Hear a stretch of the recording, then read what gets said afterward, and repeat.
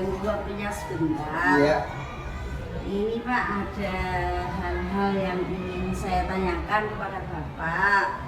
Nah, ini terkait dengan pengambilan keputusan, Pak. Iya. Nah, selama ini dalam menjalankan kewajiban sebagai kepala sekolah, tentu banyak hal atau masalah yang menuntut Bapak mengambil keputusan. Iya. Nah, ini yang perlu saya tanyakan. Yang pertama, bagaimana Bapak dapat mengidentifikasi kasus-kasus yang merupakan dilema etika atau rujukan moral? Terima kasih untuk memutuskan atau membuat keputusan tentang dilema etika ya. Itu contohnya misalnya ada teman guru yang mendapatkan program PPG misalnya, itu waktunya sama dengan beliau mengajar. Nah itu pusing juga kami dari menerima seperti itu. Yang satu memang untuk mengejar karir, sementara yang lain kan untuk kepentingan anak-anak. Nah, tapi kami selaku yang dituakan, terpaksa berembuk dengan guru yang lain supaya yang melaksanakan PPG bisa terlaksana, meskipun ya kami agak dibingungkan, cuma ya untuk kepentingan anak-anak teman-teman guru ya terpaksa untuk yang siswanya kita butuhkan untuk guru yang lain, sehingga yang PPG terjalan, yang pengajaran tetap jalan. Itu begitu. Baik Pak, ini berarti bagaimana Bapak menjalankan pengambilan keputusan di sekolah Bapak seperti itu tadi ya Pak? Iya, iya. Nah ini terus bagaimana Pak dengan kasus-kasus yang kepentingannya sama-sama benar tadi Pak? Iya. Iya, sama-sama mengandung nilai kebajikan. Iya. Bagaimana menjalankan keputusan tersebut? Ya tadi ketika dua-duanya benar, dua-duanya itu benar. Tapi kita ngambil yang urgent lah. Kita pilih yang urgent. Yaitu tidak terus kita pilih tidak. Biasanya kami juga minta wawasan rembuk dari Bapak Ibu guru yang di sini, Bapak guru yang sudah senior, sehingga nanti keputusannya itu tidak merugikan semua pihak. Jadi kita pilih yang urgent. Jadi ya tadi diidentifikasi yang paling urgent sih, jadi kita pilih. Baik Pak. Ya. Mungkin ada juga masalah ya Pak yang agak rumit atau sulit. Nah ini langkah-langkah apa atau prosedur seperti apa nih yang biasa Bapak lakukan selama ini? Iya, terima kasih. Untuk yang sangat rumit itu begini. Kebetulan ada contoh nyata di SD kami itu ada yang sakit, tubuhnya sakit, stroke, tidak bisa mengajar, kemudian mesti kan kudu cari langkah lagi. Langkah yang pertama, saya minta pengarahan dari Bapak pengawas, juga Bapak Korwil, ini gimana. Nah, kemudian juga di teman-teman guru, terus kami ajak rapat.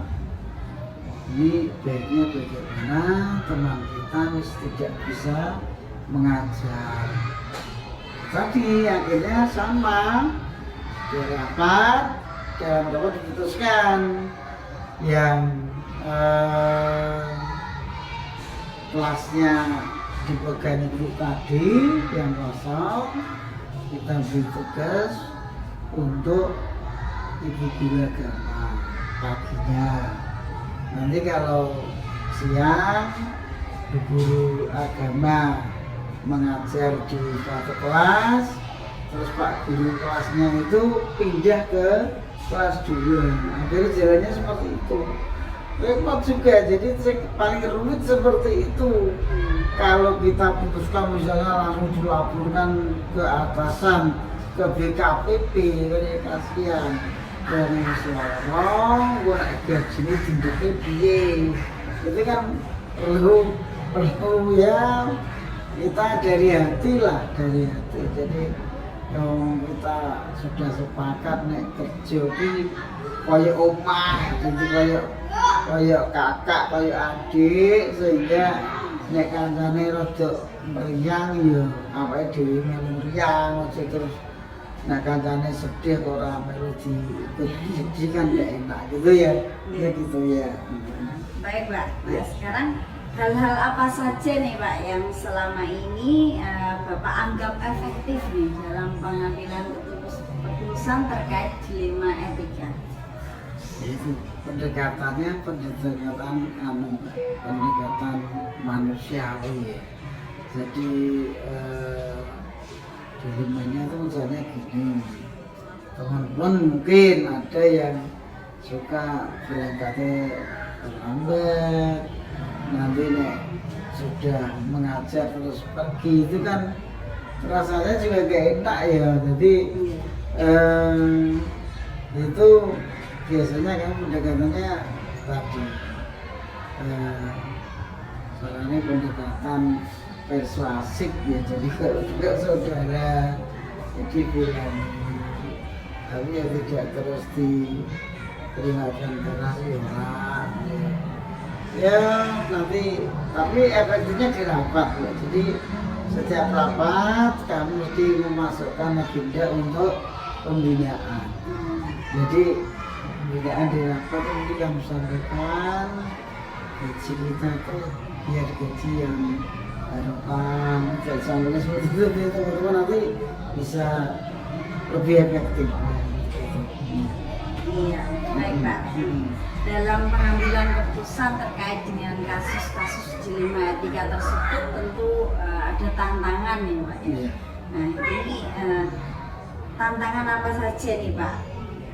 Itu tantangannya mungkin yang saya putuskan teman-teman kita ada yang tidak setuju, dia ada, nggak semuanya setuju. Tantangannya seperti itu. Jadi kita harus bisa merangkul semuanya jelas itu. Tapi yang jelas nek keputusan itu mesti ono sing ora seneng, ada yang tidak senang gitu. Iya. Gitu ya.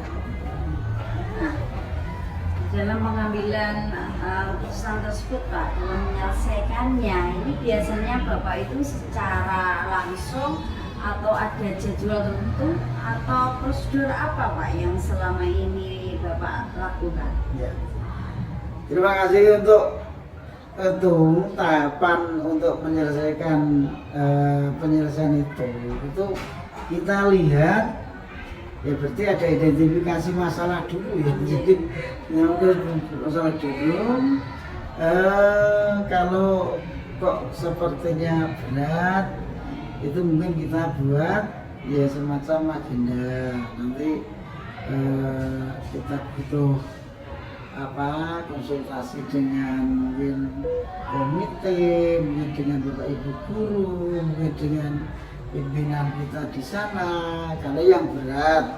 Tapi kalau yang ringan-ringan ya ini langsung kita selesaikan. Tapi yang kemudian kita pernah mengalami yang agak berat itu ketika ada LSM yang mengintip kegiatan kita untuk pembangunan tempat sepeda itu kan tarikannya kan merata, kode. Nah itu dari pihak sana saya bilang sukarela, tapi sukarela kok ya itu padahal sudah diputuskan oleh komite. Itu akhirnya kan kita mungkin butuh waktu, yaitu ada agenda untuk pendekatan dengan LSM, dengan komite, akhirnya bisa selesai. Mungkin itu yang berat, yang ringan. Ya. Menarik sekali nih Pak. Iya. Nah sekarang nih Pak, adakah seseorang nih Pak atau faktor-faktor apa nih yang membantu Bapak dalam menyelesaikan kasus-kasus seperti itu tersebut? Ada Mbak, jadi kebetulan sebelum almarhum komite saya itu kan hebat nih. Jadi komitenya itu Pak Mantem dulu. Nah itu yang termasuk yang istilahnya mendampingi saya sepenuhnya itu, sehingga LSM-nya kader juga itu ketika. Jadi yang kan itu komitenya Pak, komitenya tegas. Terus yang saya itu Pak Mukit itu yang punya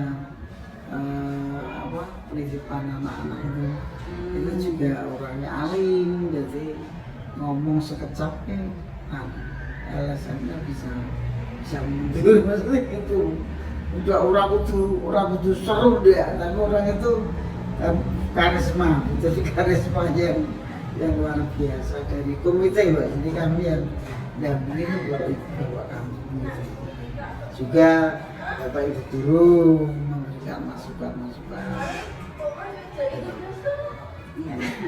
Baik Pak, dari semua hal tadi yang Bapak sampaikan, pembelajaran apa nih Pak atau pengalaman Bapak ini terkait dengan pengambilan putusan C5A3? Iya, jadi pengalamannya ya teman-teman guru itu rasanya senang gitu loh, rasanya senang berkumpul dengan dewan guru, kenapa sih? Hubungannya, pergaulannya itu saya itu dekat sekali. Jadi orang gap loh, aku kepolo, aku guru tidak ada. Jadi pengalamannya itu dengan pengambilan putusan yang dilaksanakan secara bersama, itu akhirnya itu menunjukkan kerja yang harmonis, kerja yang sejuk itu. Jadi nah di sini nggak ada saingan apa tuh, nggak ada. Itu sebenarnya saya gitu. Jadi kalau di sini tuh senang gitu ya, terus diajak makan yang dapat senang, misalnya diangkat atau apa itu mesti terus ngajak makan gitu. Jadi cara perempuan itu Mbak, nak sing nesu diajak kene nesu diajak ya gitu. Baik Pak, luar biasa sekali Pak. Terima kasih atas keterangannya. Semoga dari bincang-bincang kita ini dapat memberikan pembelajaran terutama bagi kami sendiri ya, dapat ada gambaran Pak, bagaimana seorang kepala sekolah itu mengambil keputusan. Jadi yang saya lihat di sini ada kekeluargaan dan kebersamaan yang kental di sekolah ini. Baik Pak, terima kasih sekali, sangat luar biasa. Terima kasih atas keterangannya. Saya mohon pamit. Assalamualaikum warahmatullahi wabarakatuh. Waalaikumsalam warahmatullahi wabarakatuh. Assalamualaikum Pak Bambang. Waalaikumsalam warahmatullahi wabarakatuh. Selamat siang Bapak. Selamat siang, Bu Surya. Baik, mohon maaf Bapak ini mengganggu waktunya sebentar. Begini Bapak, ada hal yang ingin saya ketahui dari terkait dengan kebijakan pengambilan keputusan.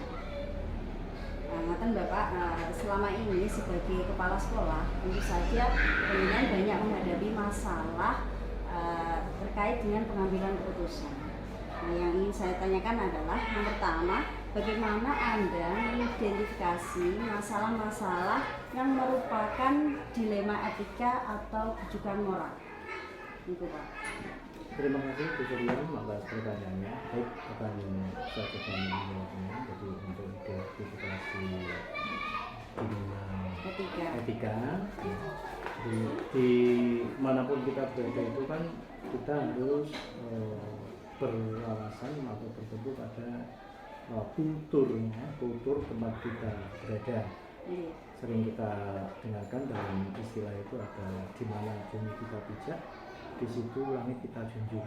Artinya apa? Jadi untuk menentukan suatu etika itu semuanya berdasarkan kelayakan dan kelaziman di mana tempat itu berada.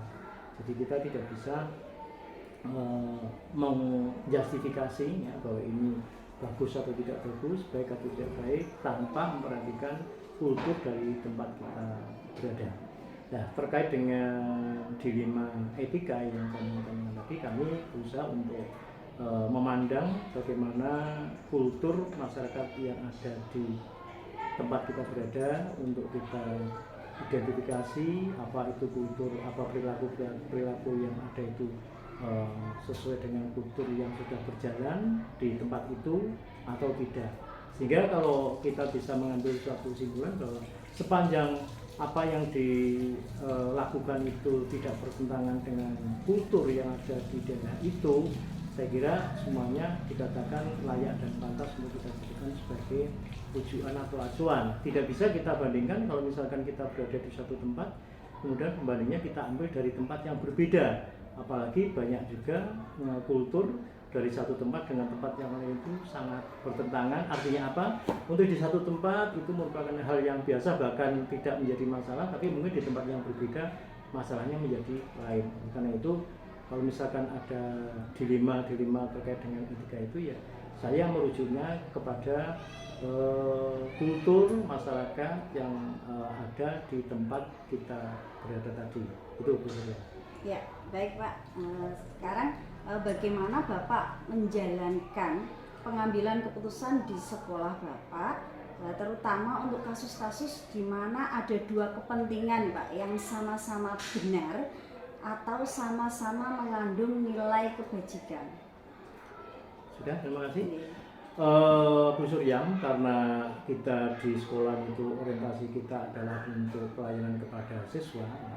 Jadi kalau saya misalkan terjadi suatu dua permasalahan yang kalau dilihat dari sisi kebenaran dan kebaikannya itu seimbang, tetapi kami perlu untuk memperhatikan kaitannya dengan kemaslahatan dan kemanfaatan bagi siswa kita.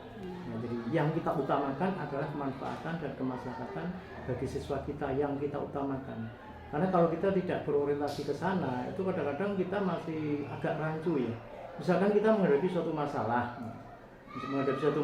kalau kita pertimbangannya hanya benar atau tidak benar, layak tidak layak, dan semuanya itu memiliki kesepadanan atau keseimbangan nilai yang diperhitungkan itu tidak terlalu jauh, kita menjadi bingung. Oleh karena itu kita pertimbangannya yang dijadikan acuan utama adalah bagaimana terhadap anak. Itu kalau yang lebih baik maslahatan dan manfaatnya bagi siswa, itulah yang kita ambil sebagai keputusan. Karena kita tahu bahwa di sekolah itu tugas kita adalah membimbing tumbuh kembang anak supaya berkembang secara optimal tanpa ada gangguan-gangguan yang sangat mengganggu pada pertumbuhan dan perkembangan anak didik kita. Menarik nih Pak. Lalu tentu saja itu ada langkah-langkah nih Pak, karena mungkin itu sulit tadi antara benar dengan benar. Nah, sekarang langkah-langkah atau prosedur seperti apa nih Pak yang biasa Bapak lakukan selama ini? Terima kasih Bu Suryam. Jadi kami juga sering mengalami permasalahan seperti itu. Kita tidak menutup kemungkinan bahwa di dalam sivitas sekolah kita itu banyak unsur ya. Jadi ada dari prinsipal, kepala sekolah, kemudian juga ada dewan pendidik, bapak ibu guru, juga ada tenaga yang lain, bahkan ada komite ikut terlibat di dalamnya. Jadi kami selama ini berupaya untuk memberikan apresiasi kepada semua unsur yang ada di sekolah itu. Karena apa? Karena saya berpikir bahwa kalau saya berpikir secara pribadi itu tidak akan sama hasilnya kalau kita berpikir secara bersama-sama. Yang namanya wawasan, ya, sudut pandang, kemudian pertimbangan itu biasanya akan lebih komprehensif kalau datang dari banyak hal. Makanya kalau saya mengambil keputusan, makanya itu saya mesti berupaya. Yang pertama saya tawarkan kepada semua anggota atau unsur tadi, baik itu guru, kemudian tenaga karyawan sekolah, bahkan kalau itu juga nanti saya sampaikan ke komite sekolah. Kalau nanti masukan-masukannya itu menurut kami itu akan menjadikan hal yang bagus atau nanti mengerucutnya pada suatu arah untuk mengambil keputusan, biasanya saya mengikuti keputusan itu. Terkecuali kalau misalkan saya kondisikan seperti itu, ternyata di tengah jalan itu tidak terjadi feedback kepada kami, maka kami sebagai seorang yang dikeluarkan sebagai prinsipal kepala sekolah mesti harus bisa mengambil sikap, karena kami punya prinsip kepala sekolah tidak boleh ragu-ragu di dalam mengambil sikap. Karena apa? Kalau kepala sekolah sampai ragu-ragu mengambil sikap tanpa memperhatikan urgensi dari permasalahan yang harus segera kita putuskan, kalau sampai terlambat nanti berakibat fatal kepada anak didik kita. Itu ya, baik Pak. Sekarang apa saja nih yang selama ini Bapak anggap efektif dalam pengambilan keputusan pada kasus-kasus dilema etika itu Pak? Terima kasih Bu Suryam. Jadi selama ini yang terjadi seperti yang tanyakan tadi, kebetulan tenaga pendidik kami di SD Negeri Kasampo ini adalah sebagian besar adalah Bapak Ibu guru yang domisilinya itu tidak jauh dari sekolah. Kemudian ada yang dari luar desa, ada dari dalam desa juga ada, tapi secara umum kulturnya itu tidak jauh beda, baik itu tata cara, perilaku, kemudian adat istiadatnya tidak jauh beda. Oleh karena itu kalau saya ingin mengambil suatu keputusan, ya, kami mesti memperhatikan dari masukan-masukan teman-teman itu yang tidak terlalu jauh beda dari latar belakang kulturnya, sehingga nanti mendapatkan keputusan yang efektif, ya, yang bisa kita pakai untuk sebagai dasar kebijakan di sekolah yang saya pimpin. Baik Pak, sekarang tentu saja itu ada tantangan, ya. Mungkin ada tantangan yang dihadapi Bapak dalam pengambilan keputusan tadi. Hal apa saja nih Pak yang menjadi tantangan dalam pengambilan keputusan terkait dengan dilema etika tadi Pak? Ya, terima kasih Bu Suryam. Tantangan, hambatan, kemudian ancaman yang kita sering kenal dengan istilah AGHT itu dimanapun tetap ada. Jadi kalau tantangan-tantangan itu juga kami sudah kondisikan dengan sebaik-baiknya, karena saya tahu bahwa dengan tantangan nanti kita akan menjadi lebih bersemangat, ya, lebih bersungguh-sungguh dalam melangkah melaksanakan keputusan yang kita tetapkan.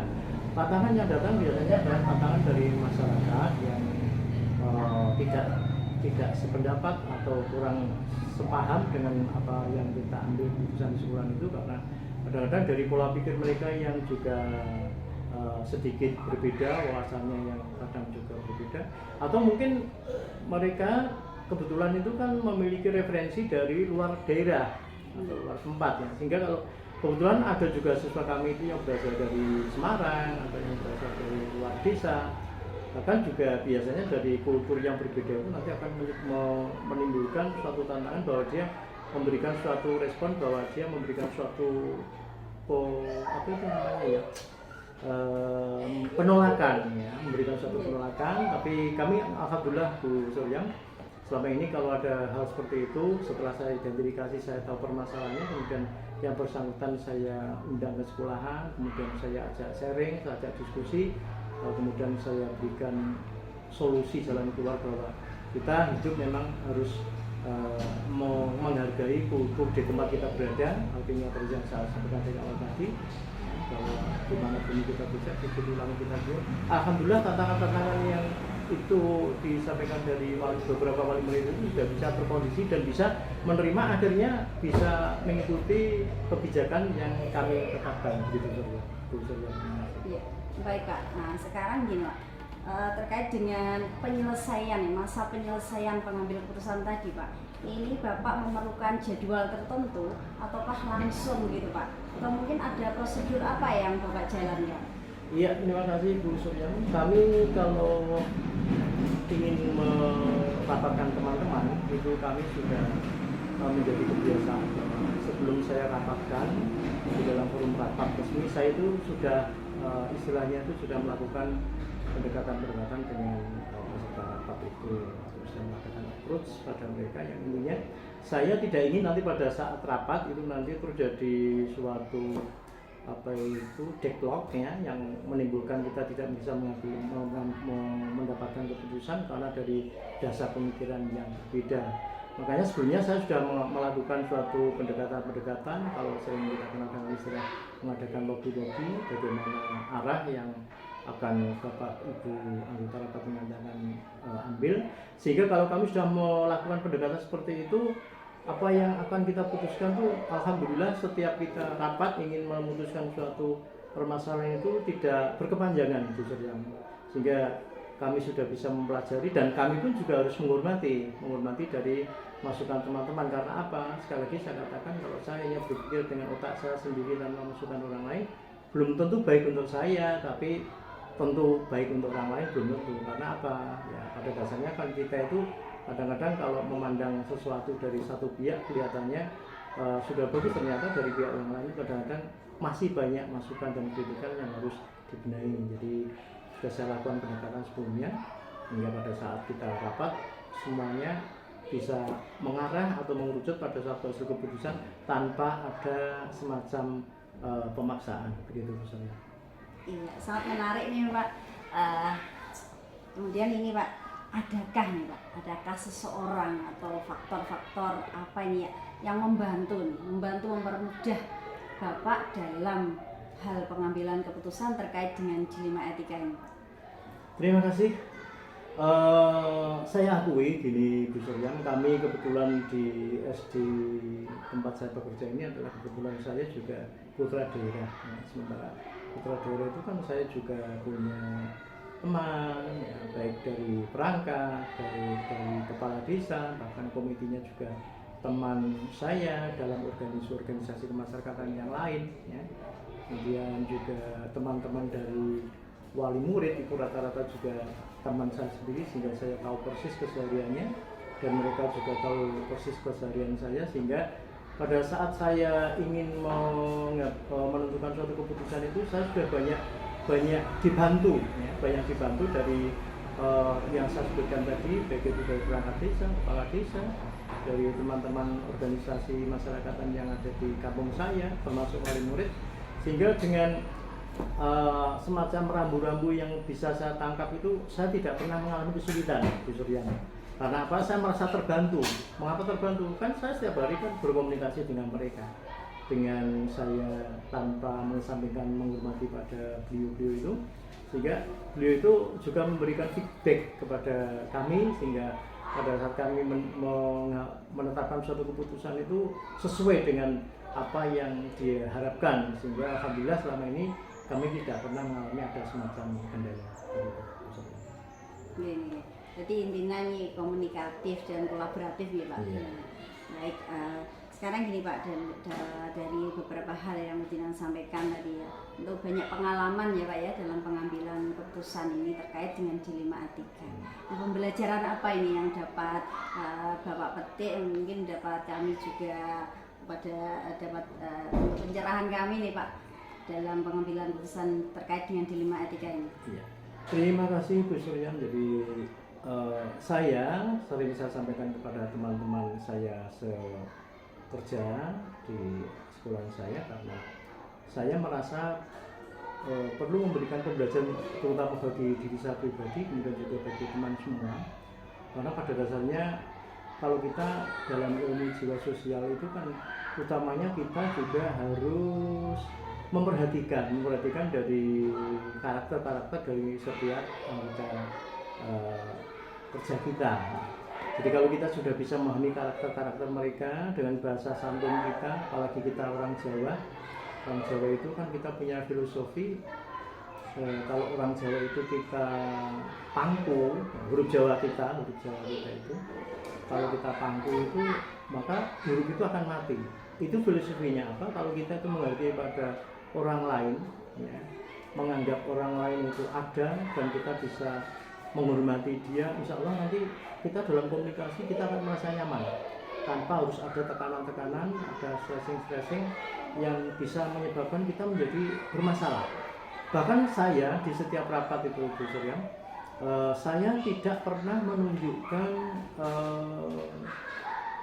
otoritas saya, walaupun seorang pimpinan suatu saat pada saatnya ini juga diperlukan otoritas gitu kan, tapi saya selalu mau ngambil itu aspirasi dari bawah, masukannya bagaimana, sehingga pada saat nanti setelah masukan itu mengerucut ya, itu nanti kami tinggal menetapkan itu hasil keputusannya, walaupun ini bukan harga mati. Karena apa? Kadang juga kami sering terjadi pada saat rapat ternyata kami tidak bisa mendapatkan hasil masukan yang bisa mengerucut. Nah, dalam situasi seperti itu seorang pimpinan harus segera mengambil keputusan sesuai yang sudah dipersiapkan, tapi tentunya tanpa mengesampingkan anak didik kita, utamanya untuk anak didik ya, karena kita sebenarnya adalah melayani anak didik kita. Itu bisa dilakukan. Ya, luar biasa sekali Bapak atas keterangannya. Semoga bisa menjadi masukan yang sangat berharga bagi kami dan bisa bermanfaat untuk kami ke depannya. Ya, terima kasih Bapak, terima kasih sekali atas waktunya. Sama-sama. Assalamualaikum warahmatullahi wabarakatuh.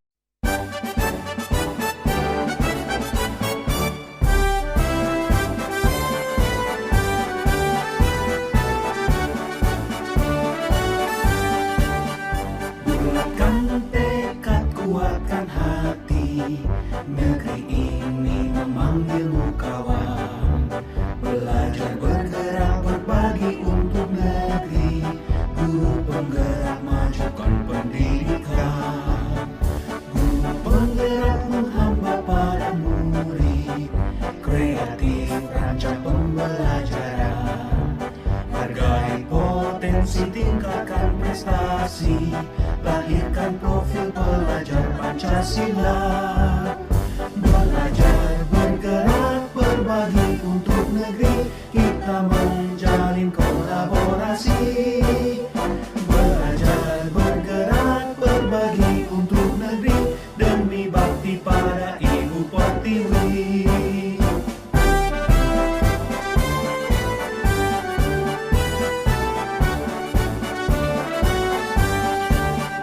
Bulatkan tekad, kuatkan hati, negeri ini memanggilmu kawan. Belajar bergerak berbagi untuk negeri, guru penggerak majukan pendidikan. Guru penggerak menghamba pada murid, kreatif rancang pembelajaran. Hargai potensi, tingkatkan prestasi, lahirkan profil pelajar Pancasila. Belajar bergerak berbagi untuk negeri, kita menjalin kolaborasi. Belajar bergerak berbagi untuk negeri, demi bakti pada Ibu Pertiwi.